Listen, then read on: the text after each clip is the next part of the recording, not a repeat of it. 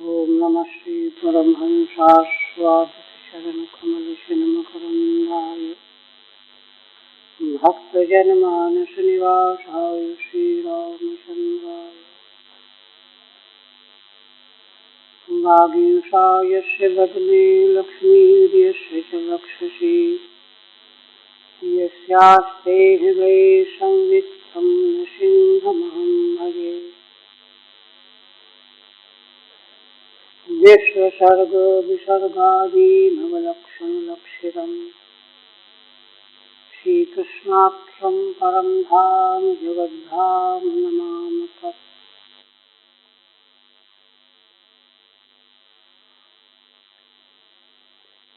परम आदरणीय यति वृंद, भक्त वृंद एवं श्रोत,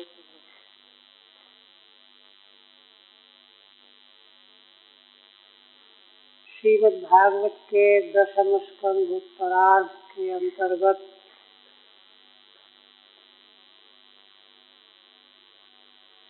63वें अध्याय में श्री भगवान की मंगलमयी लीला का वर्णन श्री सुखदेव भगवान के द्वारा किया जा रहा है। पूर्व प्रसंग में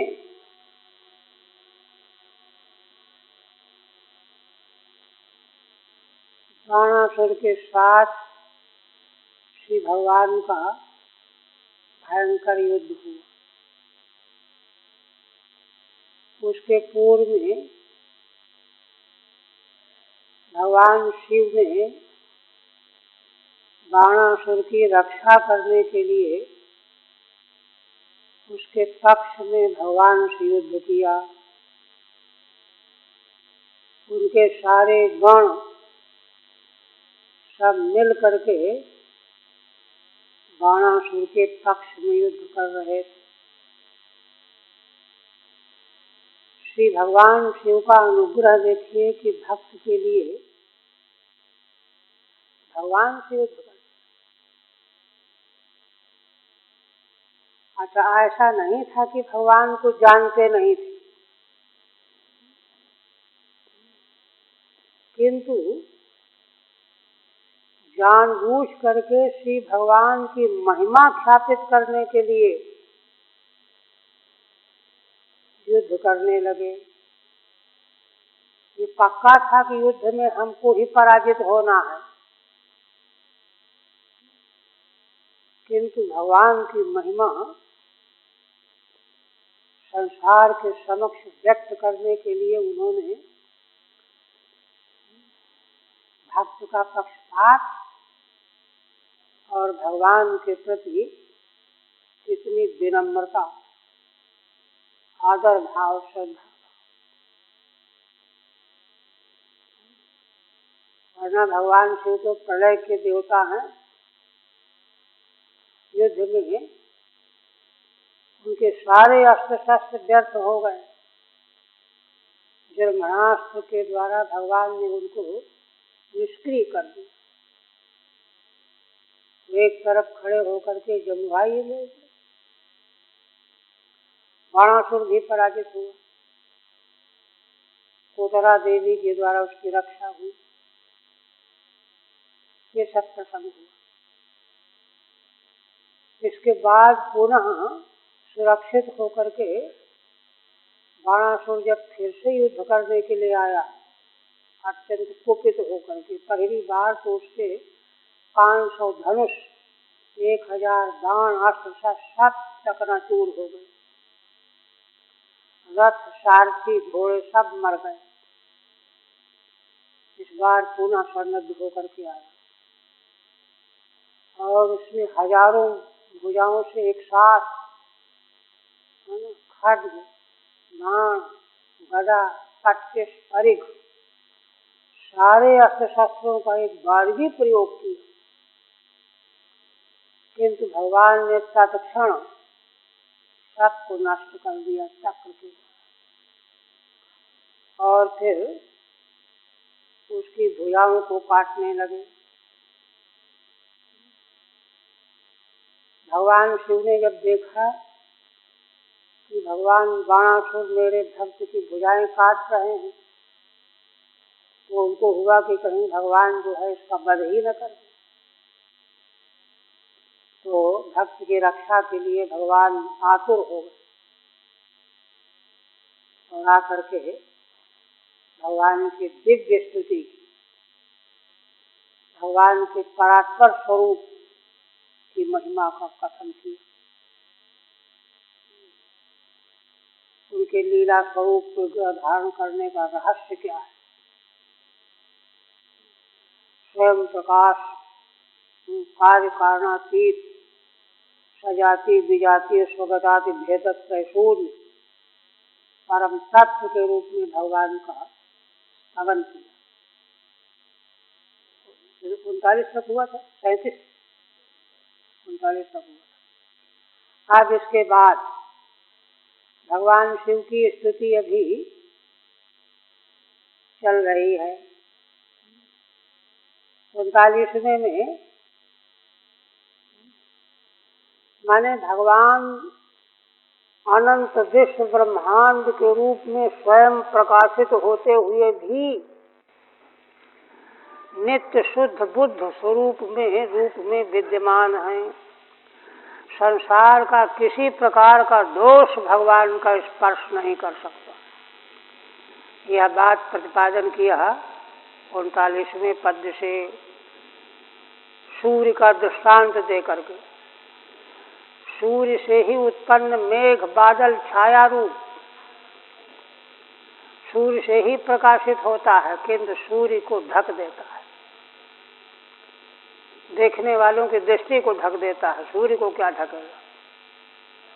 उन्हीं भगवान सूर्य के द्वारा, है ना, उनको ढकने वाला मेघ भी प्रकाशित हो रहा है और हम लोग अपने नेत्रों से मेघ को भी देख रहे हैं, सूर्य को भी देख रहे हैं।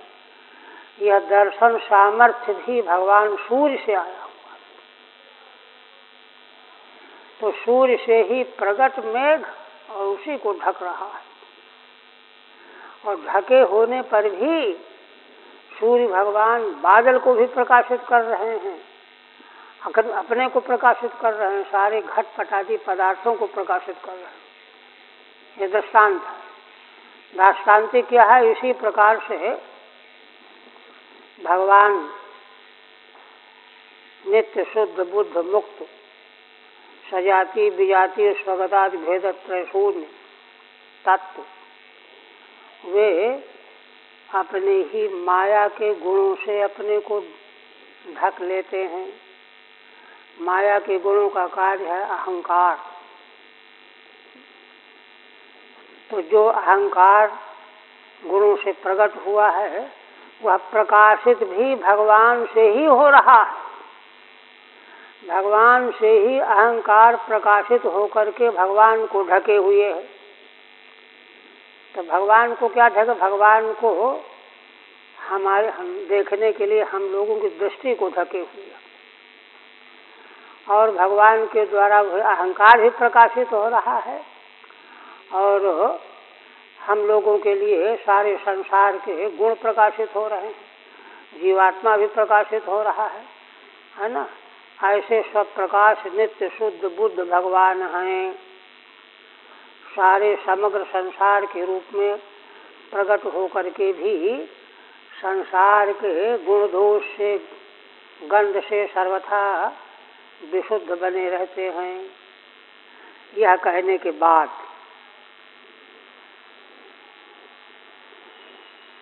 पुनः रुद्र भगवान कहते हैं, यन्माया मोहित धियः पुत्रदार गृहादिषु उन्मज्जन्ति निमज्जन्ति प्रसक्ता व्रजनार्णवे।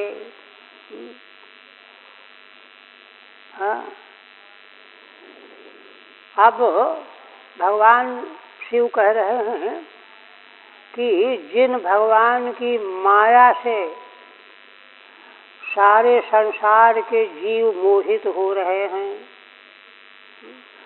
वे भगवान भला स्वयं कैसे मोहित हो सकते हैं? जिनकी माया सारे संसार को मोहित करने वाली है, वे भगवान स्वयं कैसे मोहित हो सकते हैं? ये बात कहते हैं। यन्माया मोहित धियः पुत्रदार गृहादिषु, जिन भगवान की माया से मोहित बुद्धि वाले जीव संसारी, पुत्रदार गृहादिषु, मोहित होकर के, मोहित होने का स्वरूप उनका क्या है?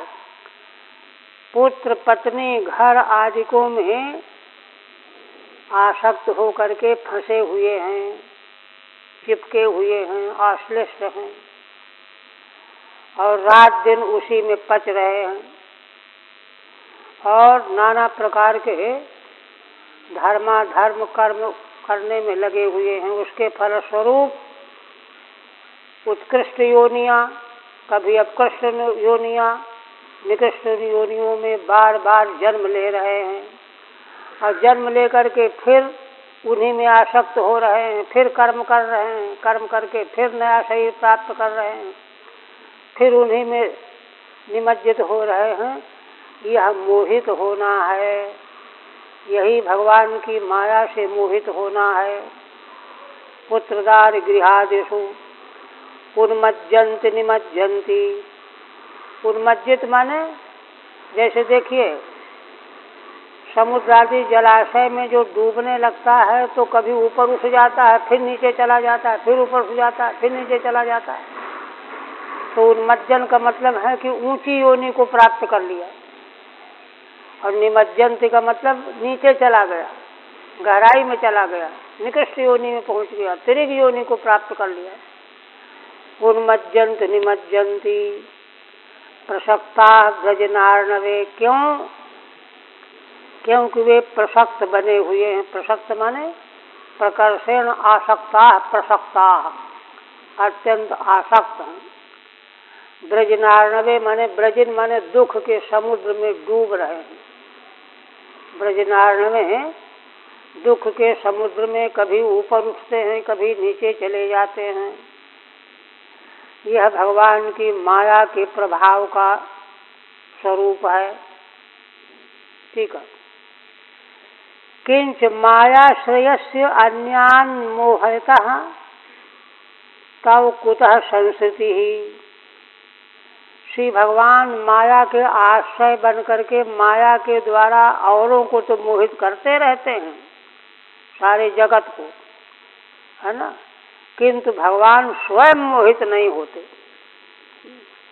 माया जो है अपने आश्रय को मोहित नहीं करती, है ना। माया जिस आश्रय में होती है उससे अलग बाहर मोह पैदा करती है, आश्रय को मोहित नहीं करती। तो भगवान तो आश्रय हैं, भगवान को मोहित नहीं करती, है ना। भगवान की माया के द्वारा सारा जगत मोहित होता है। तो कुतः संसृति ही, इसलिए भगवान को संसृति कैसे प्राप्त हो सकती है? सारे संसार के रूप में भगवान प्रकट होते हुए भी उनको संसृति का कोई संबंध नहीं है, संसर्ग नहीं है। इत्याशयना यन्मायेति, इस आशय से यह वचन है। पुत्रादिषु प्रसक्ता, पुत्र घर आदि में प्रसक्त संसारी जीव। ब्रजनार्णव माने दुख सागरे, अर्णव माने समुद्र, ब्रजन माने दुख। उन्मज्जन्ति माने देवादि योनिषु, देवता आदि योनियों को प्राप्त कर लेते हैं, ऊपर उठ जाते हैं। निमज्जन्ति स्थावरादि से स्थावर बन जाते हैं। यही बात वायु पुराण में कही गई। तदुक्तम वायवीये, वायु पुराण में विपर्ययस्य भवति ब्रह्मत्वस्य अस्थावरत्वयोः। ब्रह्मत्व कभी प्राप्त हो जाता है, कभी स्थावरत्व प्राप्त हो जाता है। ऊपर से ऊपर चला गया, ब्रह्मा बन गया, इंद्र बन गया, नीचे से नीचे चला गया, स्थावर बन गया। यही विपर्यय चलता रहता है संस्कृति में। फिर आगे कहते हैं देवदत्तमिमं लब्ध्वा नृलोकम् अजितेन्द्रियः यो नाद्रियेत त्वत्पादौ सा शोचो ह्यात वंचकः।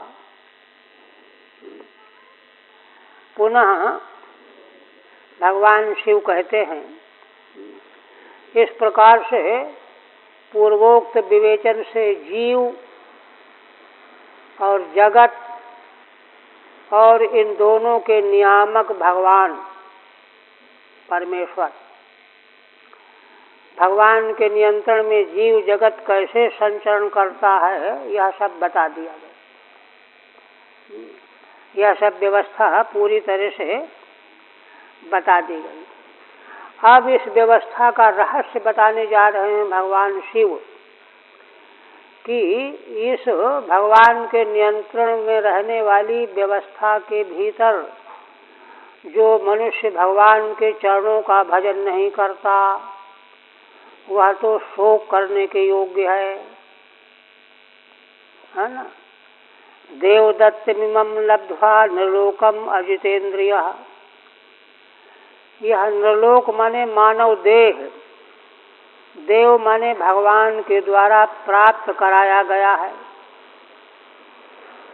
कबहू का करि करुणा नर देही देत ईश बिन हेतु सनेही। 84 लाख योनियों में भटकते भटकते भगवान को करुणा आ जाती है, तो करुणा आकर के फिर उसको चांस दे देते हैं, फिर मनुष्य बना दिया जाता है। तो वही देवदत्तमिमं लब्ध्वा नृलोकम अजितेन्द्रियः, भगवान के द्वारा दिया गया मनुष्य देह नृलोक, इसको पा करके भी जो अजितेंद्रिय है, इंद्रियों के वश में बना हुआ है, वह यो नाद्रियेत त्वत्पादौ। भगवान शिव कहते हैं अजितेंद्रिय होने के कारण ही आपके चरणों का आदर नहीं करता। मनुष्य जीवन आपने दिया है, किंतु अभागा मनुष्य होकर के भी अजितेंद्रिय होने के कारण भगवान के आपके चरणों का आदर नहीं करता। जिसने मनुष्य बनाया उसी को भूला हुआ है। सा सोचो ह्यात वंचकः, वह तो शोक करने योग्य है, क्योंकि आत्मवंचकः, उसने अपने को ही धोखा दिया, आत्मवंचक है। आत्मवंचक है इसलिए शोक करने योग्य है। अपने को जो धोखा दे रहा है उससे अधिक शोक करने वाला कौन होगा। ठीक है। एवं जीवेश्वर व्यवस्थां निरूप्य इदानीम अभजंतम निंदति द्वाभ्याम। इस प्रकार से भगवान शिव ने जीव और उनके नियामक ईश्वर की व्यवस्था का निरूपण करके भगवान के अधीन संसार कैसे चल रहा है। अब इस संसार में जो मनुष्य जीवन पा करके भी भगवान का भजन नहीं करता, उसकी 2 श्लोकों से निंदा करने जा रहे हैं। देवेति देवेन त्वया कर्माध्यक्षेण दत्तम। देव माने भगवान परमेश्वर के द्वारा, और परमेश्वर के द्वारा यह मानव देह प्राप्त हुआ है। कर्माध्यक्षेण, कर्म के अध्यक्ष हैं। कर्म का फल देने के लिए भगवान ही नियामक है, अधिकृत। केन उपनिषद के 3 खंड में जहाँ यक्ष का प्रसंग है, यक्ष रूप में भगवान प्रकट होते हैं, तो वहाँ है ना भगवान के परमेश्वर के अस्तित्व का बड़े विस्तार से भगवान शंकराचार्य जी ने स्थापना की है। मीमांसक जो है, पूर्व मीमांसक ईश्वर की अनावश्यकता कहते हैं, ईश्वर की क्या जरूरत है, सब कुछ कर्म के प्रभाव से हो जाएगा। इसका पूरी तरह से खंडन करके, निराकरण करके शंकराचार्य भगवान ने ईश्वरत्व की स्थापना की है। तो वहाँ यही कहा है यदि भगवान सर्वज्ञ सर्वशक्तिमान ईश्वर नहीं होगा तो जड़ कर्म जो है वह फल नहीं दे सकता। वो तो अचेतन है, जड़ है। बहुत तार्किक ढंग से वहाँ बहुत सुंदर विवेचन है, विंगम करने लायक है। हाँ, तो भगवान कर्माध्यक्ष हैं।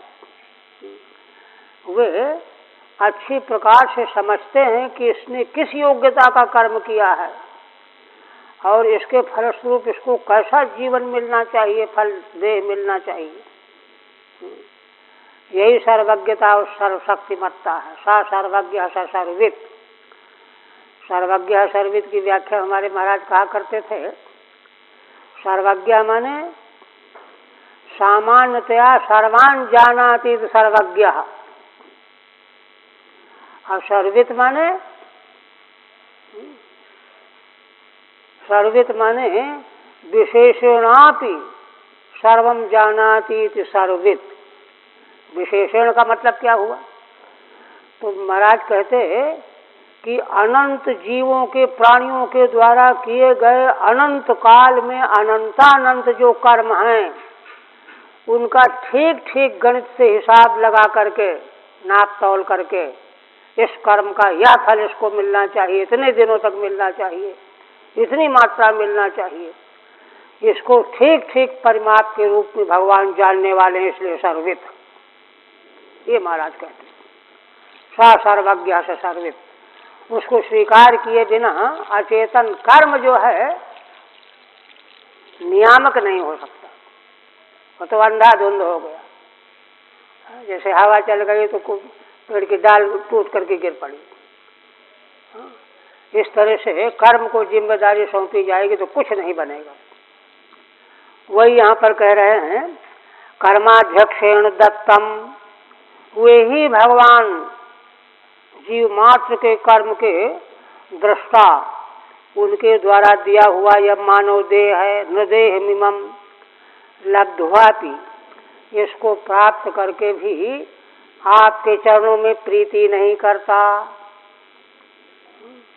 वह सोच है और आत्मवंचक है, अपने को धोखा दे रहा है। कहीं वेद में कई जगह आत्महत्यारा कहा गया है।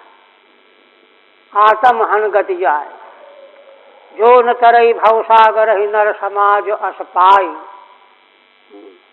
ऐसा मनुष्य समाज प्राप्त करके भी भवसागर को पार नहीं कर पाया। ब्रजनारणों कहा है ना पीछे, सोकृत निंदक मंदमति आत्महन गति जाए। आत्मा की हत्या करने वाले को जो गति मिलती है वह गति प्राप्त होती है उसकी। ये भगवान शिव कह रहे हैं। फिर कहते हैं, दो पद्य में कथन है, यस्त्वाम विसृजते मर्त्य आत्मानं प्रियमीश्वरम विपर्येन्द्रियार्थार्थम विषमत्यमृतम त्यजन। कहते हैं आखिर भगवान शिव उस मनुष्य को क्यों सोचने कह रहे हैं? कहते हैं कि देखो ये बात है, जो मनुष्य शरीर पा करके त्वाम विसृजते, आपको भूल गया। मर्त्य माने मरण धर्मा मनुष्य, थोड़े दिन का जीवन है, फिर तो मरना ही मरना है। किंतु जितने दिन का जीवन है उतने दिनों तक भगवान को भूल गया, विसार दिया। जबकि भगवान है कौन, किनको विसार रहा है, विस्मृत कर रहा है? भगवान हम सबकी आत्मा है, आत्मा को विसार रहा। और प्रियम माने प्रेष्ठतमम, आत्मा से बढ़ करके प्रेष्ठतम परम प्रिय पदार्थ कोई हो ही नहीं सकता तीनों काल में। और ईश्वर माने नियामक भी हैं। तीन विशेषण हैं।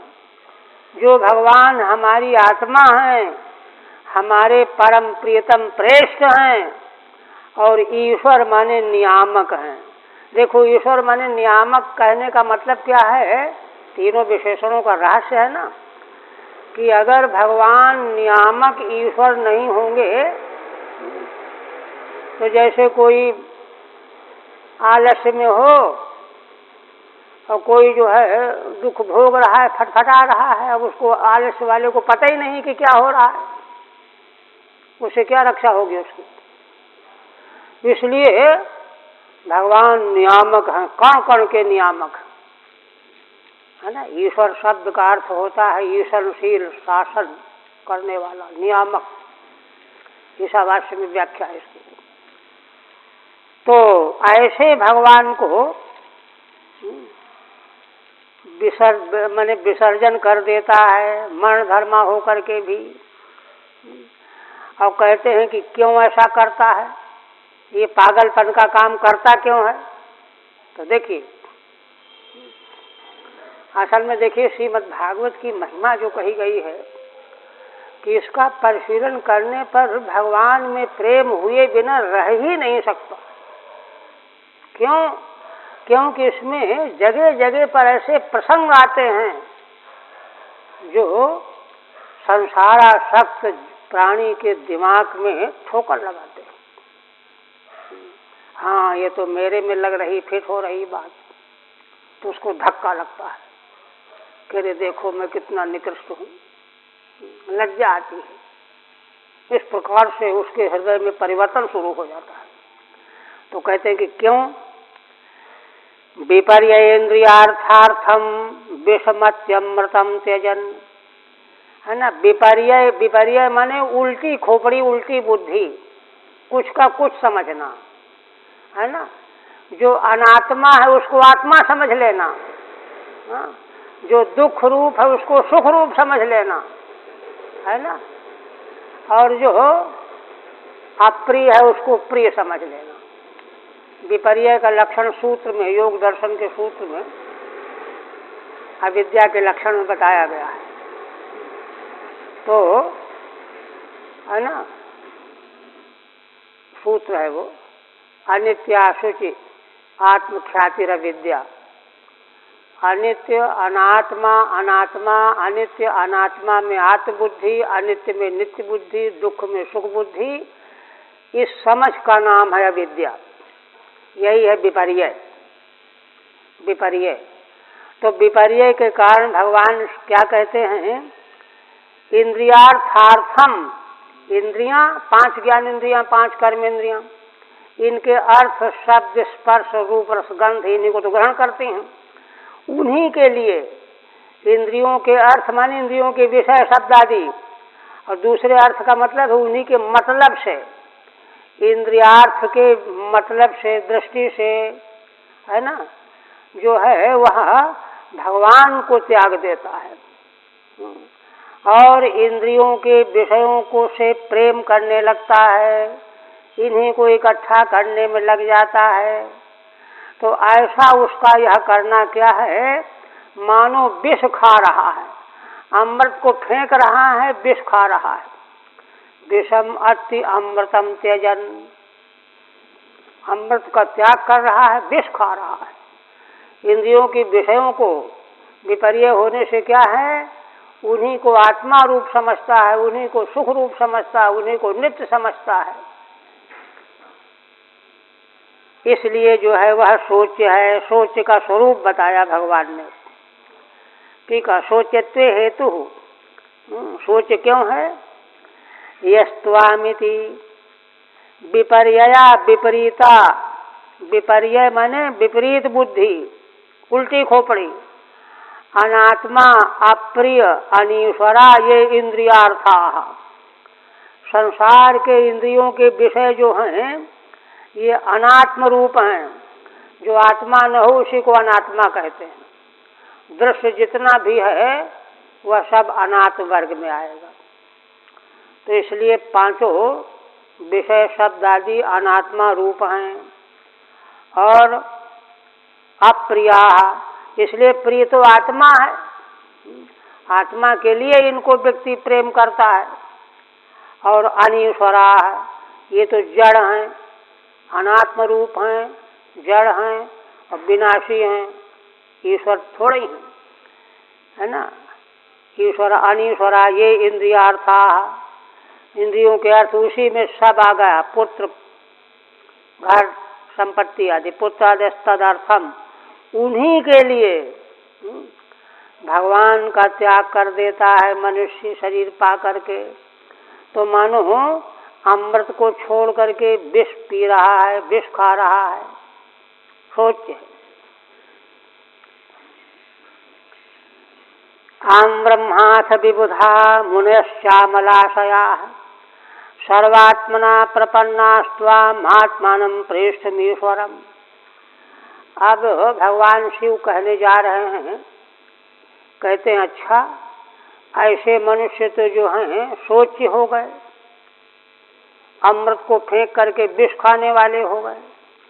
अब जो महान पुरुष हैं, विवेकी हैं, जो विपर्य मति वाले नहीं हैं, वे अहम ब्रह्माथ विबुधा, मैं शिव ब्रह्मा, हाँ अब इनसे बढ़ के तो कोई नहीं रहा। अथ विबुधा माने देवता, मुनया मुनि, अमलाशया जो निर्मल अंतःकरण वाले हैं, पवित्र अंतःकरण वाले हैं, ये क्या करते हैं? सर्वात्मना प्रपन्नास्त्वाम, सब प्रकार से मनसा वाचा कर्मणा आपकी शरण ग्रहण करते हैं। सर्वात्मना प्रपन्नास्त्वाम आत्मानं प्रेष्ठमीश्वरम, वे ही आपको भगवान को अपनी आत्मा समझते हैं, अपना परम प्रेष्ठ समझते हैं, अपना ईश्वर समझते हैं। आत्मा प्रेष्ठ और ईश्वर जान करके सब प्रकार से मनसा वाचा कर्मणा आप में समर्पित हो जाते हैं, प्रपन्न हो जाते हैं। यही समझदारी है। टीका में कहते हैं अहम अन्य च शुद्ध मनसः, मैं शिव ब्रह्मा दूसरे शुद्ध मन वाले जो भी हैं, त्वामेव प्राप्ता, है ना, आपको ही प्राप्त होते हैं। इत्याह अहमिति। फिर कहते हैं तन्त्वा जगद स्थित उदयांत हेतुम समम प्रशांतम सुहृदात्मदैवम अनन्यमेकम जगदात्मकेतम भवापवर्गाय भजाम देवम। अब श्री भगवान ही भजनीय हैं, इसमें दूसरे हेतु दे रहे हैं। माने क्यों, आखिर ये बताया ना कि निर्मल अंतःकरण वाले सब आपके शरण में आकर के आपका भजन करते हैं, तो क्यों किसी और का भजन क्यों नहीं कर लेते? अरे भाई यात्रा करनी है तो जहाँ जो बस सुविधा मिल जाए उसी सुविधा से यात्रा कर लो। संसार से छोड़ने से ही तो मतलब है, संसार को छोड़ करके विश्व को त्याग कर दो। तो उस पर कहते नहीं, भजनीय एकमात्र भगवान ही हैं, अन्य कोई भी नहीं। यह बात कह रहे हैं। तन्त्वा जगत स्थित उदयांत हेतुम समम प्रशांतम सुहृदात्मदैवम। हे भगवान, उन आपको ये सारे विवेकी जन, आपको, आप कैसे हैं? संसार की स्थिति, उत्पत्ति और प्रलय के हेतु कारण हैं आप। भगवान ही अभिन्न निमित्तोपादान कारण हैं। ऐसे आपको, और आप कैसे हैं? समम, समान रूप से स्थित हैं। माने ये सब कुछ करते हुए भी भगवान में कभी कर्तृत्वाहंकार प्रकट नहीं होता, कर्तृत्वाहंकार नहीं आता। ब्रह्मा जी ने यही तो भगवान से प्रार्थना में मांगा था। तीसरे स्कंध में भगवान ने जब दर्शन दिया, दूसरे स्कंध में आए तो कहा कि भगवान मुझको एक डर लग रहा है। भगवान ने जब उनको संसार की रचना का काम सौंपा, शक्ति प्रदान कर दी, तो कहने लगे कि भगवान मुझे डर लग रहा है कि मैं जब संसार बनाऊंगा तो आपकी शक्ति के बल पर बनाऊंगा, लेकिन बना करके मुझको अभिमान ना आ जाए कि मैंने ये बनाया, देखो ये कितना बढ़िया बनाया, ये बनाया, ये बनाया, इसका मुझे डर लग रहा है। तो आप कृपा करो कि मुझको ये उपद्रव ना आ जाए। तब भगवान ने अनुग्रह करके चतुश्लोकी भागवत का उपदेश किया। कहा कि इसको मनन कर लो, हृदयंगम कर लो, फिर कोई गड़बड़ नहीं होगा। तो जिन भगवान के उपदेश से ब्रह्मा आदि अभिमान, मोह, है ना, अहंकार से शुद्ध बने रह गए, बचे रह गए, उन भगवान में भला स्वयं कैसे अभिमान हो सकता है? हाँ? इसलिए समम, एकदम समान बने रहते हैं। भजनीयत्व का यही तो विलक्षण है। भजनी वही होगा। थोड़े में हाथ जोड़ दिया तो खुश हो गए और नहीं जोड़ा तो नाराज हो गए, ऐसे भजनी थोड़ा होगा। कुछ भी हो जाए। देखो, इन्हीं भगवान से शिव जी ने युद्ध किया ना भी, और एक बार तो जो है अर्जुन ने भी युद्ध किया भगवान से। और भीष्म पितामह के सामने भगवान ने अपनी प्रतिज्ञा छोड़ दी। ये है तो समम प्रशांतम सुहृदात्म दैवम, सुहृद हैं, प्रशांत, कोई हलचल नहीं। सुहृदात्म दैवम, सुहृद माने हितैषी आत्मा, और दैव माने नियामक। ये तीनों विशेषण हैं। ऐसे हैं भगवान। अनन्यम एकम, अनन्य माने देखो भजन करने वाले से अलग नहीं है। नास्ति अन्य स अनन्य। भगवान तो जीव के भीतर भी विराजमान है ना। द्वा सुपर्णा सौजा सखाया वेद का मंत्र ही है। इसलिए स्वयं भजन करने वाले से सर्वथा भगवान अलग नहीं है। अनन्यम और एकम अद्वितीयम। अनन्यमेकम जगदात्मकेतम भगवापवर्गाय भजाम देवम। और जगत के, जगत माने संसार, आत्मा माने जीवात्मा, इसके केत माने जगदात्म केतम माने अधिष्ठानम, आश्रय। केतम अधिष्ठानम, आश्रय है। उन्हीं भगवान में अचेतन जड़ पदार्थ जगत और सारे चेतन जीव उन्हीं भगवान में आश्रित बने हुए हैं। भवापवर्गाय भजाम देवम। ऐसे परम देव को, भव माने संसार से मोक्ष के लिए हम लोग भजन किया करते हैं। भगवान शिव जी ने आज अपना हृदय खोल करके रख दिया भगवान के सामने। अच्छा, भगवान के सामने असल में कुछ छिपा नहीं रहता। दुर्गुण से दुर्गुण व्यक्ति प्रकट कर देता है, चाहे जितनी कमी हो सब खोल के रख देता है। भगवान के सामने छिपाने का क्या मतलब है? छिपाओगे तो ही भगवान तो जानते ही हैं। इसलिए सारा जो है उन्होंने प्रकट कर दिया अपना भाव। ठीक है। भगवतो भजनीयत्वे हेतून बदंस तद भक्तिम प्रार्थयते। श्री भगवान ही भजनीय हैं, भजन करने योग्य हैं। क्यों भजन करने योग्य हैं? कारण क्या है? तो कारण बताया। ऐसे हेतु और किसी में कभी हो ही नहीं सकते, है ना। ये नहीं कि अभी नहीं है तो शायद किसी में आ जाए, कभी हो ही नहीं सकते। भगवान में ही भजनीयत्व के हेतु कारण मौजूद हैं। इसलिए अनन्य रूप से वे ही भजनीय हैं, है ना।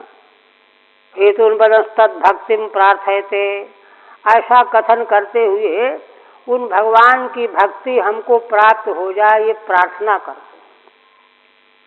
आप कृपा करो तो हम भक्ति करने लगे आपकी। मतलब कहने का ये है, लोट लकार है ना, भजाम लोट लकार है। प्रार्थना में लोट होता है। तम त्वेति समत्वे हेतु प्रशांतमिति। भगवान समान है, सम है, क्योंकि प्रशांत है, कोई हलचल नहीं।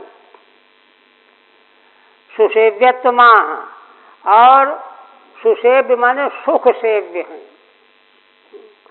सुखपूर्वक सेवन करने योग्य है।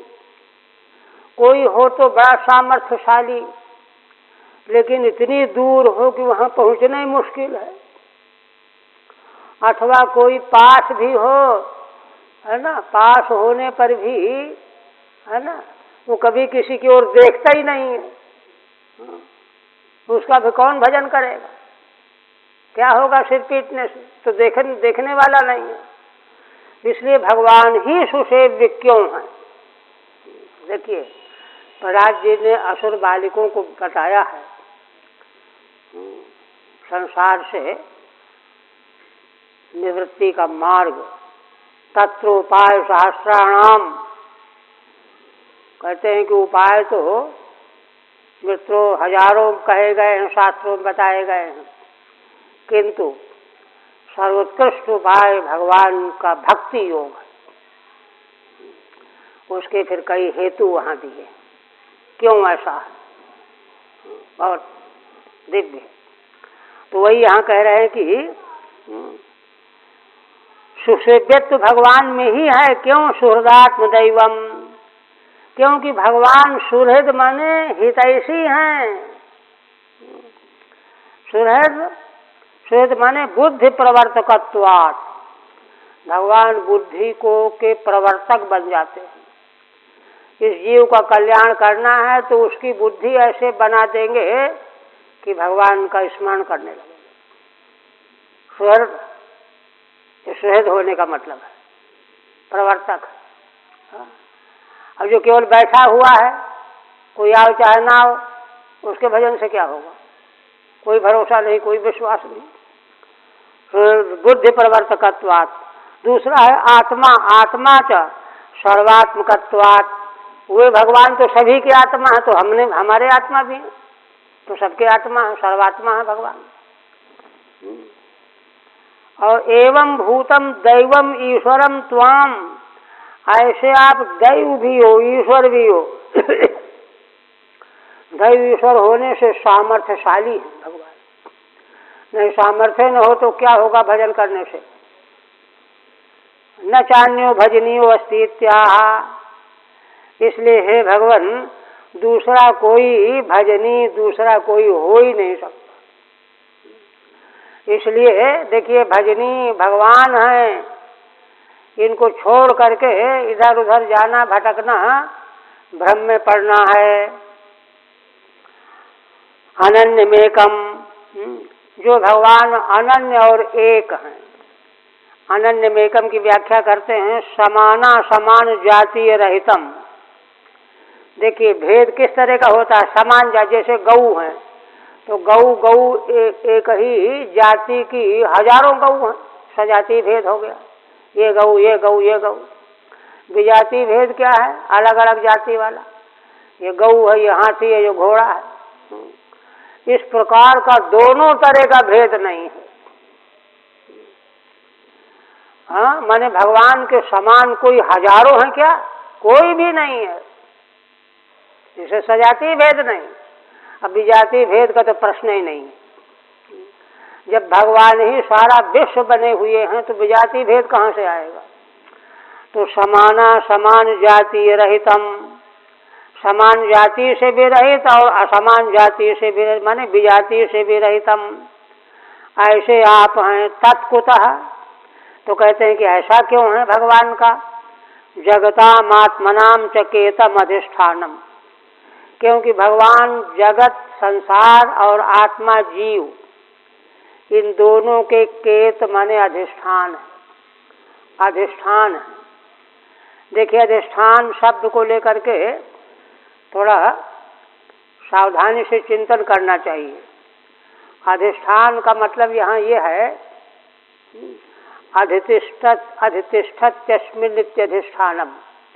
जैसे देखिए, कुंडल, हार, अनेक प्रकार के आभूषण जो स्वर्ण के बने हुए हैं, तो कहाँ बने हुए हैं? सोने में बने हुए, सोने बने हुए। तो स्वर्ण जैसे कुंडल, अंगूठी, हार आदि का अधिष्ठान है। स्वर्ण न होता तो कहाँ से बन जाते ये? इसी प्रकार से भगवान जो हैं समग्र जीव नाम रूपात्मक और जगत, जीव और जगत नाम रूप जगत, इनके अधिष्ठान हैं। अधिष्ठान होने से इसलिए उनमें समान और असमान जाति का भेद कोई हो ही नहीं सकता। आभूषण में जो भेद दिखाई देता है ये तो नाम का, आकृति का भेद है, तात्विक भेद थोड़ा ही है। तात्विक रूप में तो सोना ही है, कुंडल हो चाहे अंगूठी हो, हार हो, कुछ भी हो, कंकड़ हो, है ना। इस तरह से सारे जगत के भगवान जीवों के अधिष्ठान होने से उनमें सजातीय असमान जाति भेद से रहित होने से वे ही एकमात्र भजनीय हैं। मैं आपका भजन करूं, भजाम, एक तरह से लोट लकार का प्रयोग करके भगवान शिव ने एक तरह से याचना की, मांग की, प्रार्थना की कि मैं ऐसा करूं। अब भगवान अनुग्रह कर देंगे तो जीव भजने लगेगा।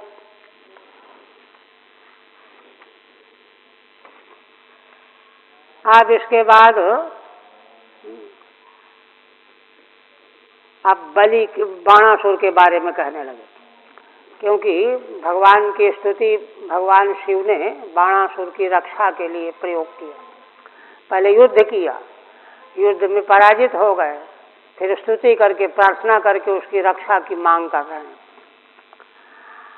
अयम ममेष्टो दैतो नुवर्ति मया भयम दत्त ममुष्य देव संपाद्यताम तद भवतः प्रसादो यथा हिते दैत्य पतौ प्रसादः।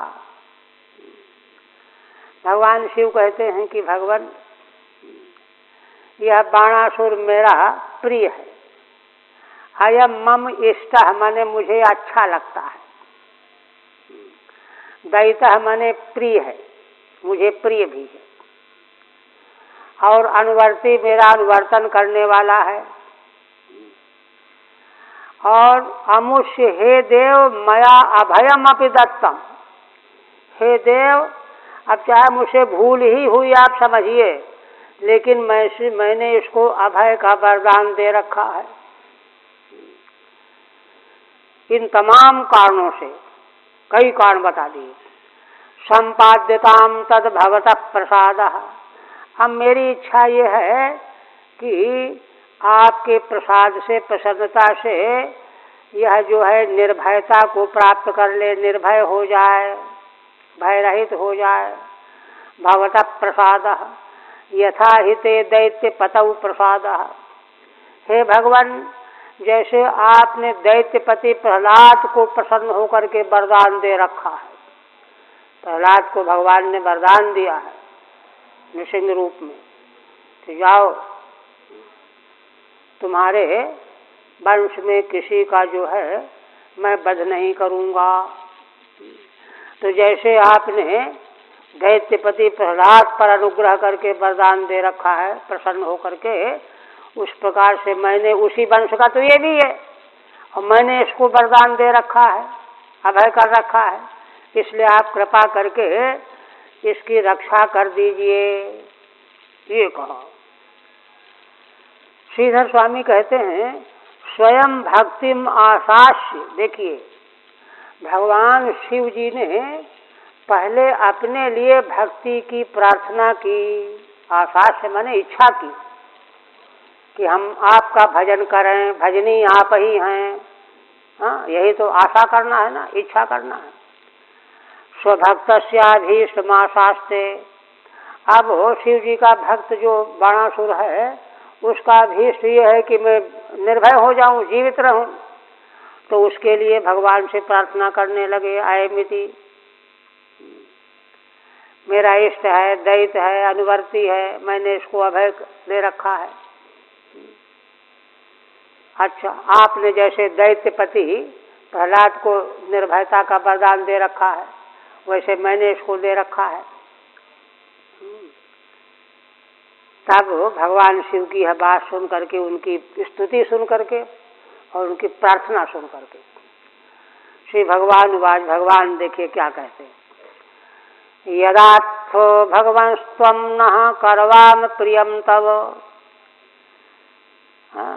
भवतो यद्व्यवसितम तन्मे साध्वन्मोदितम। देखिए भगवान कहते हैं, हे भगवान, भगवान शिव को,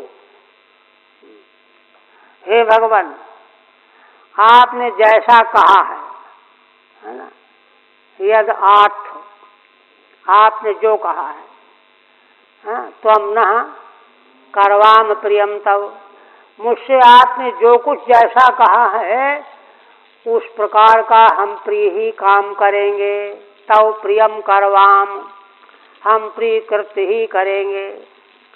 भवतो यद्व्यवसितम तन्मे साध्वन्मोदितम, आपके मन में जैसा व्यवसित मन निश्चय बना हुआ है कि यह निर्भय हो जाए, अभय हो जाए, उसको मैंने ठीक ठीक साधु अनुमोदन कर दिया। वही होगा जो आप चाहते हैं। एक क्षण में जो है भगवान ने स्वीकार कर दिया। और अब कहते हैं कि देखिए, एक तो स्वीकृति ये होती है कि चलो ठीक तो नहीं था, लेकिन आप कह रहे हैं तो अन्यमनस्क होकर के, ऐसा नहीं।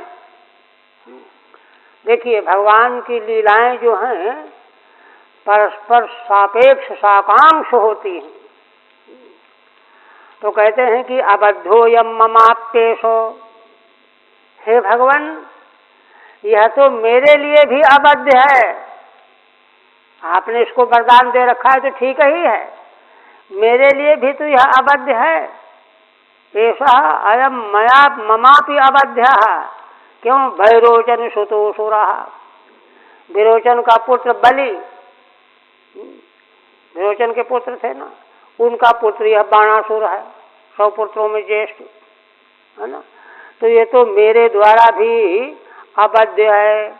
प्रहरादाय बरो दत्तो न बध्यो में तवान्वय, है ना। प्रहलाद जी के लिए मैंने वर पहले ही दे रखा है कि मेरे द्वारा तुम्हारा अन्वय बने, तुम्हारे कुल वंश का कोई भी दैत्य बद्ध नहीं होगा। ये वरदान मैंने पहले दे रखा है। ठीक है। वैरोचनिर बलिर मद भक्त, है ना। विरोचन के पुत्र बलि मेरे भक्त हैं। और तत्सुतत्वात्, उन्हीं बलि के पुत्र होने से अबध्यस्तावत, इसलिए भी अबद्ध। 2 हेतु हो गए। एक तो बलि पर भी भगवान ने कृपा की ना वामन के रूप में, तो इसलिए बलि का पुत्र होने से मेरे लिए इसलिए भी अबद्ध है। और दूसरा उनके पितामह को मैंने वरदान दे रखा है, प्रहलाद जी को, कुल वंश तो वही है, तो इसलिए है ना। कहते हैं कि कहाँ रह गया, हाँ था किंच प्रहलादाय। दूसरी बात और माने 2 तरह से मेरे लिए अबद्ध है। एक तो बलि का पुत्र होने से अबद्ध है, और दूसरा प्रहलाद जी को मैंने वरदान दे रखा इसलिए भी अबद्ध है। और आप चाह रहे हो इसलिए अबद्ध हो गया। 3 चीजें हो गई। आप कहते हैं अच्छा, तवान्वय दर्पोपशमनायास्यो प्रदक्षिणा बाहवो मया सूदितम च बलम भूरि यच्च भारायितम भुवा। अब कोई तीसरा आदमी कहे कि अच्छा भगवान आप क्या लीला कर रहे हो, इसको अगर अभय कर रहे हो तो इसकी भुजाएं क्यों काट डाली आपने? तो उसका उत्तर दे रहे हैं। कहते हैं कि देखो, दर्पोपशमनायास्यो, इसको घमंड हो गया था अपने बल का। तभी तो भगवान शिव के पास जाकर के कहने लगा कि मुझसे आप ही लड़ लीजिए थोड़ा सा। तो कितना बड़ा घमंड था। इसलिए दर्प का उपशमन करने के लिए मया आस्य बाहवः प्रदक्षिणाः, मैंने इसकी भुजाओं को काट डाला है। सूदितम च बलम भूरि, और इसका जो सेना सैनिक बल था वो भी भार बना हुआ था पृथ्वी का, सूदितम च बलम भूरि यच्च भारायितम भुवः, क्योंकि वह पृथ्वी का भार बना हुआ था। तद किमित्येवं कृतम, यदि आप इसको अभय करना चाहते हैं तो ऐसा क्यों किया, भुजाएं क्यों काट डाली? तो भगवान कहते हैं दर्प का उपशमन करने के लिए, दर्प घमंड तोड़ने के लिए। और फिर अनुग्रह पूर्वक क्या कहते हैं, चत्वारो वर्ष भुजा श्रेष्ठा भविष्यन्त्य जरामरा, पार्षद मुख्यो भवतो न कुतश्चित भयोसुरः। अब देखो इसकी 4 भुजाएं बची हुई हैं और ये अजर और अमर रहेंगी, इनको कोई नुकसान नहीं होगा।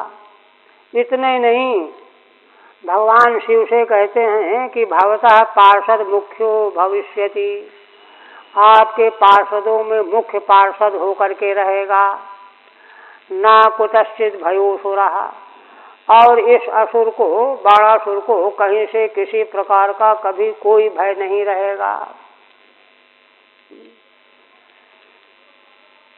अनुग्रहणादि चत्वारे, इस तरह से भगवान ने अनुग्रह कर दिया पूरा का पूरा। इति लब्ध्वा भयं कृष्णं प्रणम्य शीर्षासुरः, प्राद्युम्निं रथमारोप्यो सबध्वा समुपानयत्। भगवान सुखदेव जी कहने लगे कि राजन, इस तरह से उस बाणासुर को जब अभय दान मिल गया तो भगवान के चरणों में गिर करके उसने प्रणाम किया, है ना। अभयम लब्ध्वा कृष्णम प्रणम्य, भगवान से अभय का वरदान मिल गया, भगवान के चरणों में सिर रख करके प्रणाम किया, सिर रख करके, और तुरंत दौड़ा दौड़ा गया। प्राद्युम्निम रथमारोप्यो सबध्वा समुपानयत्, प्रद्युम्न जी के पुत्र अनिरुद्ध जी जो कारागार में बंद थे, उनको बड़े आदर से रथ में बैठाला सजा करके, और उनकी पत्नी बहू उषा के साथ भगवान के पास ले आया भेजने के लिए। सबध्वा माने उषया, उषा के साथ। अक्षौहिण्या परिव्रतम सुवासा समलंकृतम, सपत्नीकम पुरस्कृत्य ययौ रुद्रानुमोदितः। श्री भगवान सुखदेव जी कहते हैं कि राजन, बाणासुर ने अब एक अक्षौहिणी सेना साथ में रक्षा करने के लिए भेजी, सुरक्षित सुंदर वस्त्रों से अलंकारों से अलंकृत किया, है ना, पुत्री और दामाद को। सपत्नीकम पुरस्कृत्य, है ना, पत्नी के सहित उनको आगे करके भगवान जो है ये रुद्रानुमोदितः, रुद्र भगवान शिव के द्वारा अनुमोदित होकर के चल पड़े द्वारिकापुरी के लिए। आप देखिए यहाँ पर रुद्रानुमोदिता की व्याख्या करते हैं। रुद्रानुमोदिता ही थी तदभिप्रेत शैव बाण भुज भंगस्य कृतत्वात्। भगवान शिव यही चाहते थे कि इसका घमंड दूर हो, और वह घमंड भगवान के अलावा और कहीं दूर हो नहीं सकता था। और शिव जी कर सकते थे, लेकिन उन्होंने ही वरदान दिया, वही उनकी भुजाओं काटे तो ठीक नहीं लगता, अच्छा नहीं लगता। इसलिए भगवान शिव ही चाहते थे, उन्होंने भी लीला की यहाँ, उसको वैसा वचन दे करके। उसको तो लगा कि वरदान दे दिया भगवान ने कि तेरा जब ध्वजा टेढ़ी हो जाए तो समझ लेना कि बराबरी वाला आ गया युद्ध करने के लिए, लेकिन वो तो श्राप था। तो भगवान रुद्र के द्वारा अनुमोदित था, उसी को कहते हैं रुद्रानुमोदिता हित बने। तद अभिप्रेत शैव बाण भुज भंगस्य कृतत्वात्, जो भगवान शिव चाहते थे कि इसकी भुजाएं कट जानी चाहिए, तो वही भगवान ने उसकी भुजाओं को काट डाला था। ये रुद्रानुमोदिता हो गया। फिर कहते हैं स्वराजधानीं समलंकृतां ध्वजैः सतोरणैरुक्षित मार्ग चत्वरां दिवेश शंखानक दुंद विश्वनैः अभ्युद्यतः पौरसुहृद्विजातिभिः। अब भगवान पौत्र और बधू को साथ में लेकर के द्वारिकापुरी में आए। स्वराजधानीं समलंकृतां ध्वजैः, जो अनेक ध्वजाओं से समलंकृत हो रही थी, सजाई गई थी। सतोरणैः उक्षित मार्ग चत्वराम, चारों ओर तोरण बंधनवार बांधे गए थे। और सारे सभी बड़े बड़े रास्ते, चत्वर माने चबूतरे, चौराहे, जहाँ सुगंधित जल से छिड़काव किया गया था, सजाया गया था, उस राजधानी में विवेश शंखानक दुंद विश्वनैः। जब भगवान प्रवेश करने लगे तो उस समय क्या हुआ? पूर्वासी और सुहृदजन, है ना, द्वारिकापुरी के सुहृद मित्रगण, पूर्वासी ब्राह्मण आदि वेद मंत्र का पाठ करते हुए, दुंदुभी बजाते हुए, शंख बजाते हुए भगवान की आगवानी करने के लिए आए। पूर्वासी सुहृदजन मिल करके ब्राह्मणों को आगे करके वेद मंत्र का उच्चारण करते हुए भगवान की अगवानी करने के लिए आए मुख्य द्वार पर, राजधानी के द्वार पर, और बड़े प्रसन्न होकर के भगवान को फिर अंदर ले गए। ऐसी राजधानी में भगवान प्रविष्ट हो गए। ठीक है, पौरादि भी अभ्युद्यतः, है ना, पूर्वासी आदिकों के द्वारा अभ्युद्यतः माने अभिमुख मागत्य सत्कृतः, सामने आकर के, है ना, मुख्य द्वार पर आकर के, राजधानी के मुख्य द्वार पर बाहर आकर के भगवान का स्वागत किया, सत्कार किया, उनको मालाएं पहनाई, वेद मंत्रों का पाठ हुआ और फिर साथ में लिवा करके ले गए।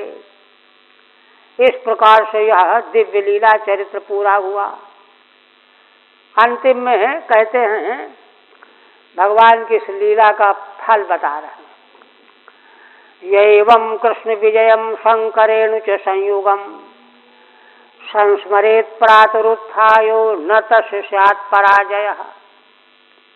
भगवान सुखदेव जी कह रहे राजन देखो, जो कोई मनुष्य भगवान शिव जी के साथ होने वाला यह भयंकर युद्ध और उस युद्ध में भगवान श्री कृष्ण की विजय का स्मरण करेगा, प्रातः काल उठ करके संस्मरित प्रातरुत्थाय, तो उसको इस मंगलमय भगवान के लीला चरित्र के स्मरण का फल क्या होगा? न तस्य स्यात् पराजयः, उसकी कहीं भी पराजय नहीं होगी। हरि ओम तत्सत्। श्रीमद्भागवते महापुराणे दशम स्कंधे उत्तरार्धे अनिरुद्धानयनम नाम 63तमोऽध्यायः। ओम भगवदर्पणमस्तु। आप देखिए, उपक्रम कर देते हैं, कल तो अवकाश रहेगा ना। अब अग्रिम अध्याय धर्मोपदेश से संबंधित है। श्रीधर स्वामी क्या कहते हैं?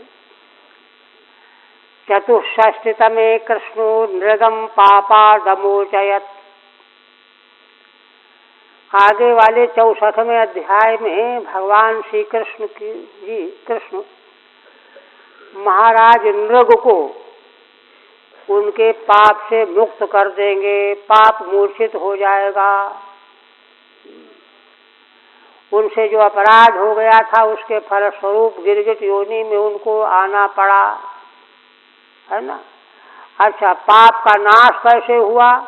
भगवान के मंगलमय स्पर्श से, भगवान के, है ना, अंग स्पर्श से नृग महाराज नृग का पाप नष्ट हो गया।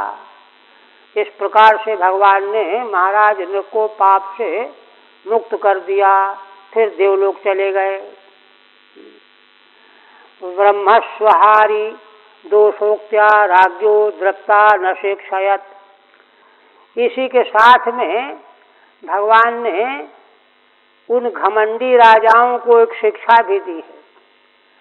दृप्तान राज्ञः, जो बड़े घमंडी हैं, हम बड़े बलवान हैं, बलशाली हैं, उनको उसी घमंड में आकर के जो ब्राह्मणों की संपत्ति का हरण कर लेते हैं, ब्राह्मण का धन, सामान्य धन छीन लेते हैं, चाहे खा जाते हैं, हर लेते हैं, झपट लेते हैं, ऐसे उनको है ना दोष बता करके, क्या दोष होता है ब्राह्मण के धन का अपहरण करने से, यह दोष बता करके उन घमंडी राजाओं को भगवान शिक्षा देंगे।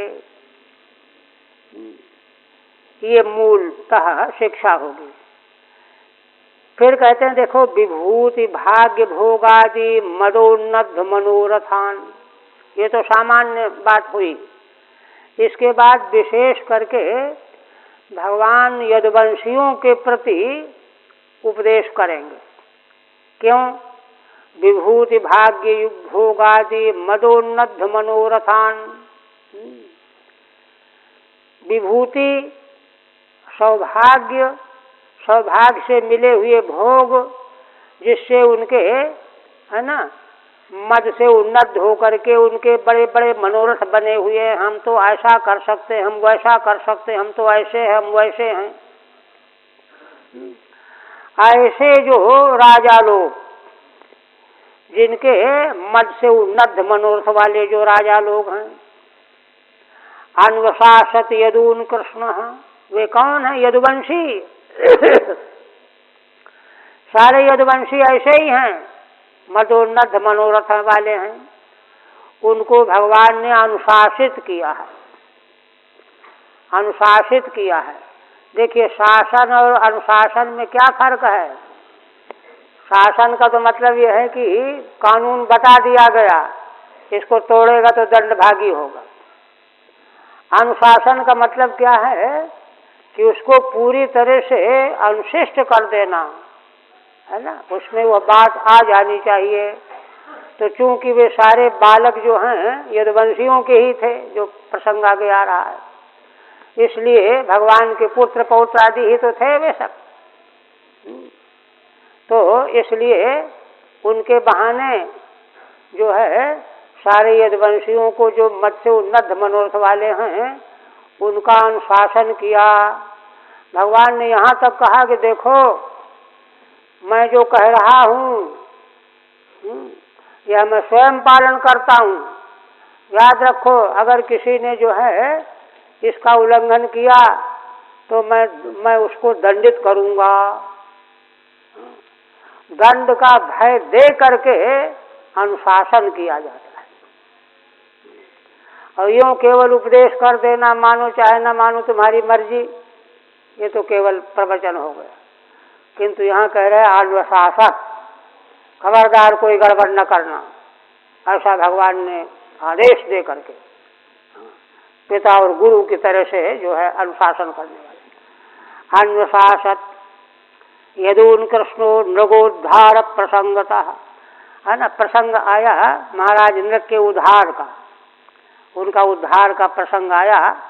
तो इनकी यह हालत क्यों हुई, वह सब सारा घटनाक्रम बता करके अनुशासित किया।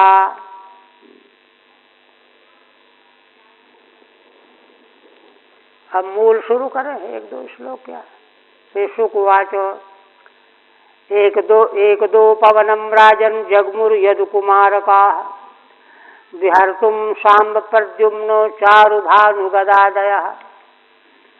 श्री भगवान सुखदेव जी कहते हैं, राजन, एक दिन की बात है, यदुवंशियों के कुमार, कुमारका माने छोटे छोटे बालक, कन प्रत्यय स्वार्थ में, विहर्तुम सांब प्रद्युम्नो चारु भानु गदादय, है ना, अपने बड़े बड़े भाई सांब है, प्रद्युम्न तो सबसे बड़े थे ही भगवान के पुत्रों में से, चारु भानु गद आदि, इन बड़े बड़े भाइयों के साथ छोटे छोटे छोटे भाई बालक सब विहार करने के लिए जो है चल पड़े, निकल पड़े, घूमे फिरेंगे, हाँ, जंगल का जो है शोभा का अवलोकन करेंगे, चल पड़े। और क्रीडित्वा शुचिरम तत्रो विजुन्वन्तः पिपासिता, बहुत देर तक बालक तो खेल में सब भूल जाते हैं, भूख प्यास भी भूल जाते हैं, खेलने लगे बहुत देर तक। प्यास लगी उनको खेलते खेलते, अब पानी ढूंढने लगे, पानी कहीं मिल नहीं रहा था। जलम निरुद्ध के कूपे ददृशु साल सप्तम अद्भुतम। तब एक कुएं में देखने लगे कि जल इसमें है कि नहीं है। देखा कि जल तो नहीं है, एक जीव पड़ा हुआ है। हाँ, उस निरुद्ध पर जल रहित कूप में एक अद्भुत जीव पड़ा हुआ है। यह देखा बालकों ने। ठीक है। पिपासिता त्रसिता जलम विचिन्वंता, बड़े प्यासे हो गए थे, जल ढूंढ रहे थे। एक कुएं में सत्वम जीवम, जिसमें जल तो नहीं था किंतु एक जीव उनको दिखाई दिया। और उन बालकों को बड़ी दया आई, भाई इसको निकालना चाहिए। कृकलाशम गिरिनिभम भीक्ष विस्मित मानसाः तस्य चोद्धरणे यत्नम चक्रुस्ते कृपयान्विताः। कृकलाश गिरगिट, पहाड़ के समान लंबा चौड़ा विग्रह वाला, उसको देखा कि पड़ा हुआ है कुएं में। अब तो सब बालक आश्चर्य करने लगे, विस्मित मानुषा। तस्य चोद्धरणे यत्नम चक्रुस्ते कृपयान्विता, वे कृपा से ओतप्रोत हो गए, उसको किसी प्रकार से निकालने का यत्न करने लगे। तम चक्रकलाशम वीक्ष चर्मजयस्तान्तवै पाशैर्बद्ध्वा पतितमर्भकाः न शक्नुवन् समुद्धर्तुं कृष्णाया चक्षुरुत्सुकाः। उन बालकों ने अपने बुद्धि बल के अनुसार चमड़े के तारों से और तंतु सूत के तारों से लंबी रस्सी बना करके बांध करके सोचा कि खींच लेंगे ऊपर। पाशैर्बद्ध्वा पतितमर्भकाः, उस गिरे हुए गिरगिट को निकालने लगे, किंतु ना शक्नुवन् समुद्धर्तुं, उसको निकाल नहीं पाए। कृष्णाया चक्षुरुत्सुकाः, वे सब बालक दौड़ करके भगवान श्री कृष्ण के पास आए, है ना, और दौड़ करके आकर के बताने लगे उत्सुक होकर के कि जो है ऐसा ऐसा जीव कुएं में पड़ा हुआ है। बालक बड़े उत्सुक हो जाते हैं ना, ऐसे कहने लगे उत्सुक होकर के। पिपासित, अच्छा, चर्मजयश्चर्मयैः पाशैस्तन्तवैस्तन्तुमयैश्च, है ना। अच्छा, जलम, ये तो हो गया है। हाँ, चर्म से बना हुआ पाश रस्सा और सूत से बना हुआ रस्सा, तांतवैस्तन्तु भवैश्च, चेष्टा किया किंतु निकाल नहीं पाए। भगवान को आकर के बताया, भगवान चले आए। तत्रागत्यारविन्दाक्षो भगवान विश्वभावना वीक्षोज्जहार वामेन तम कर्ण सलीलया। वहाँ भगवान कमल नेत्र भगवान आ गए। आकर के भगवान तो सारे विश्व का रक्षण करने वाले हैं। देखा, अरे ये तो गिरगिट है। वामेन तम कर्ण सलीलया उज्जहार, भगवान ने बायां हाथ नीचे करके और कृपा पूर्वक उसको बाहर निकाल लिया, लीला लीला में, खेल खेल में ही। सबुत्तम श्लोक कराभिमृष्टो विहाय सद्य कृकुलाश रूपम संतप्त चामी कर चारुवर्ण स्वर्यद्भुतालंकरणाम्बरश्रुक। अब तो भगवान के कर का स्पर्श पा करके निष्पाप हो गया कृकुलाश। सर्वोत्तम श्लोक कराभिमृष्ट, उत्तम श्लोक भगवान के हाथ से स्पर्श पा करके, है ना, कृकुलाश रूपम सद्य विहाय, तत्काल कृकुलाश रूप उसका गायब हो गया, गायब हो गया। और संतप्त चामीकर चारुवर्ण, तपाए हुए चामीकर मन सोना, तपाए हुए निर्मल सोने के समान सुंदर वर्ण हो गया उसका, चम चम चमकने वाला। स्वर्गी, स्वर्ग के देवता का रूप बन गया। अद्भुतालंकरणाम्बरश्रुक, उनके देह में अद्भुत अलंकार, अंबर माने वस्त्र और मालाएं, तीनों आभूषण भी देवलोक के, वस्त्र भी देवलोक के और मालाएं भी ऐसे प्रकट हो गए, है ना। संतप्तम चामीकरम सुवर्णम तद्वद वर्णो यश सह, तपाए हुए स्वर्ण के समान वर्ण है जिनका, और अद्भुता अलंकारांबर सजो यश सह, जिनके अलंकार वस्त्र और मालाएं अद्भुत हैं। ऐसे सह स्वर्गीय देवा बभूव, स्वर्ग के देवता के रूप में प्रकट हो गए। ऐसा रूप देख करके भगवान उनसे पूछने लगे, पप्रच्छ विद्वान विवितन निदानम जनेषु विख्यापयितुम मुकुंदः, कस्त्वं महाभाग वरेण्य रूपो देवोत्तमं त्वां गणयामि नूनम।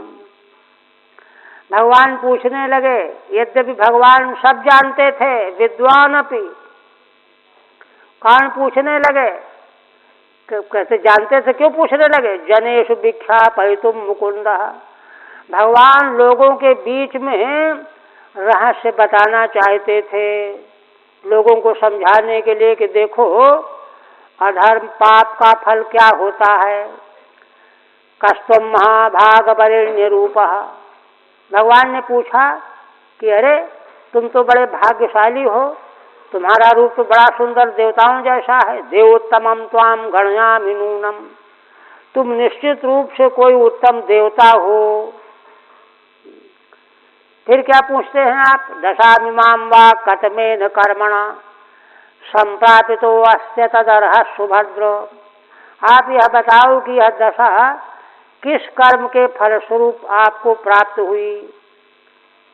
हे सुभद्र, आप इस लायक तो नहीं हो कि ऐसा जो है गिरगिट का शरीर प्राप्त कराया जाए। आत्मानमाख्याहि विवित्सतां नो यन्मनुषेण क्षममत्र वक्तुम, इसलिए आप जो है अपना परिचय दीजिए। विवित्सताम, हम सब जानना चाहते हैं। बहुत लोग इकट्ठा हो गए, आश्चर्य, सबको बड़ा कौतूहल हुआ। विवित्सतां नो यन्मनुषेण क्षममत्र वक्तुम, अगर तुम इस संबंध में रहस्य की बात हमारे बताने लायक समझते हो तो, अगर तुम यह सोच रहे हो कि नहीं नहीं ये बात तो बताने लायक नहीं है तो मत बताओ, लेकिन अगर बताने लायक समझते हो तो बताओ। यदि यदि क्षमम योग्यम, अब इसके बाद जो है ना, भगवान सुखदेव जी कहने लगे, स्म राजा संप्रष्टः कृष्णेनानंद मूर्तिना माधवम प्रणिपत्याः किरीटे नार्क वर्चसा। श्री भगवान के द्वारा पूछे जाने पर, अनंत मूर्ति भगवान के द्वारा प्रश्न किए जाने पर, है ना, पहले महाराज नृग देव रूप में जो थे, है ना, सूर्य के समान तेज से संपन्न मुकुट पहने हुए थे, उस मुकुट के सिर को भगवान के चरणों में रख दिया, प्रणिपात किया, दंडवत प्रणाम किया और भगवान से अपनी बात कहने लगे। बस यही